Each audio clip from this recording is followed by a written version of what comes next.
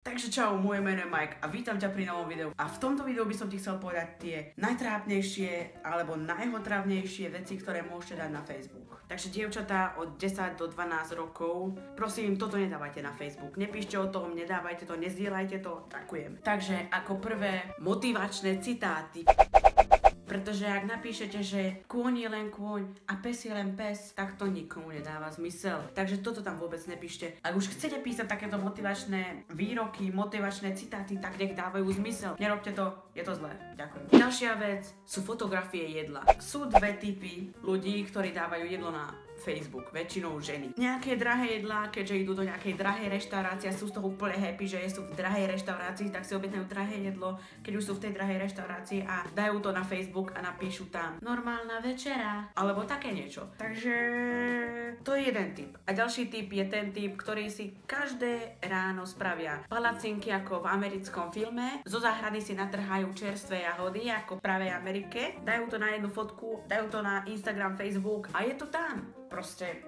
Ďalej, nikdy nedávajte na Facebook statusy, čo práve robíte. Pretože statusy, čo práve robíte, ako napríklad idem spať, nikoho, ale nikoho nezaujímajú. Dokonca ani vašu vlastnú mamku to nezaujíma podľa mňa. Takže to radšej nedávajte na Facebook, prosím vás. Takže idem spať, práve som vstal, idem na záchod, práve som dostal, práve som si vyčistil rýk, práve som sa víc vracal. To nedávajte na Facebook, pretože je to otravné, nikoho to nezaujíma, ani vlastnú mamku. A ešte k tomu s tým ničíte aj svet, pretože každý tento váš post uvidí Zuckerberg a vyrúbe jeden strom. To je ako pokarhanie, on vlastne s vaším činom karhá lesy.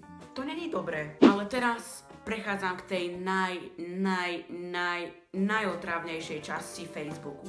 A to sú žiadosti hier. Milujete, ako vždy vám príde nejaké zasrané upozornenie a tam je, že Janko Mrkvička chce, aby si zahral Farmville. Ako what the f, proste to sa nedá čítať, to sa nedá nič, proste máte to s tým zaspomované, prichádzajú vám notifikácie, že aké hry hrajú vaši kamaráti, je to fakt otrávne. A robím to aj ja. Hrám Farmville, priznám sa, že hrám Farmville, už som level 590 a no proste pestujem kukuricu a občas aj jačmeň, to asi nie. Takže ďalej sú tu infaltilné.